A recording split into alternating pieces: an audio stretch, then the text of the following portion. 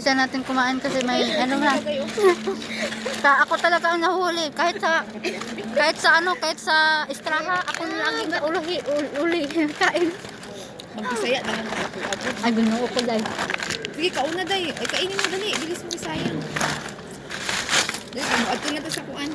Ano, makulit ng kwarta day. Uy, makulit kwarta. Palit mo. Ay, pawal man na sa ako day. Dito rin ako. Isa man kamaagi ani. Palit na lang kadaan dai kay aron pan ba aron. Hindi ko maglisod. Oo. Kay daghan biya tong mga dala niya. Mapikit ta niya sa oras ano sa oras lang alas 5 na. Tsaka oras na lang atong kuan. Kailangan ano tayo ito mga wala pang alas 7 jud. Kalingkod ta. Doon naman ta dito no. Doon naman. Dapat alas 6, nandun na tayo sa upuan doon. Alas 7 pag mo 6:55 din kayo? Alas 7 kayo? 6:55. Same time.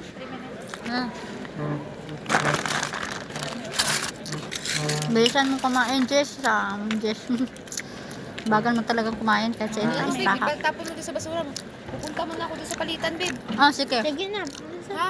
Dito Hintayin niyo yung ko bat. ah. Tapos Huwag bibigyan ka ko kape. mag-alala. Hintayin niyo ako, babe ha. Kaya nga.